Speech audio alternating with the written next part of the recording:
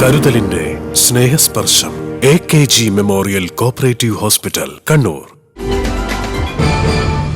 തലശ്ശേരിയെയും ധർമ്മടത്തെയും ബന്ധിപ്പിക്കുന്ന കൊടുവള്ളിയിലെ കുരുക്കഴിച്ചുകൊണ്ട് റെയിൽവേ മേൽപ്പാലം പണി പൂർത്തിയായി. കൊടുവള്ളി റെയിൽവേ മേൽപ്പാലം ഓഗസ്റ്റ് 12 രാവിലെ 11:30 മുഖ്യമന്ത്രി പിണറായി വിജയൻ നാടിന് സമർപ്പിക്കും. കണ്ണൂരിൽ നിന്നും തലശ്ശേരി ഭാഗത്തേക്ക് വർഷങ്ങളായുള്ള ഗതാഗതക്കുരുക്കിന് ഇതോടെ ശാശ്വത പരിഹാരമാവുകയാണ്. കിഫ്ബി സഹായത്തോടെ നിർമ്മിക്കുന്ന സംസ്ഥാനത്തെ 10 റെയിൽവേ മേൽപ്പാലങ്ങളിൽ ഒന്നാണ് കൊടുവള്ളിയിലേത്. മേൽപ്പാലത്തിന്റെ നിർമ്മാണം RBDCK മുഖേനയാണ് സർക്കാർ നടപ്പിലാക്കുന്നത്. 314 മീറ്റർ നീളത്തിൽ 2 വരി പാതയും നടപ്പാതയും ഉൾപ്പെടെ 10.05 മീറ്റർ വീതിയിലാണ് മേൽപ്പാലത്തിന്റെ നിർമ്മാണം പൂർത്തിയായത്. 7.5 മീറ്ററാണ് കാരിയേജ് വേ.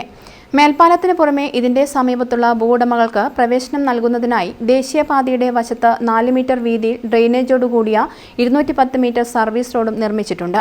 27 ഭൂവുടമകളിൽ നിന്നായി 123.6 സെന്റ് സ്ഥലമാണ് മേൽപ്പാലം നിർമ്മാണത്തിനായി ഏറ്റെടുത്തത്.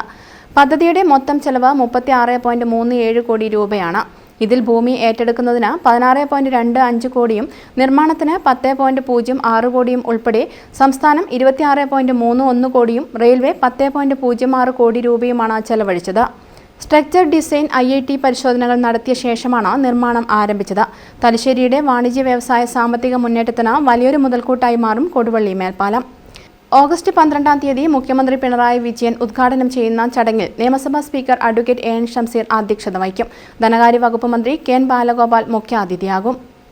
News bureau, Chakkarakkal.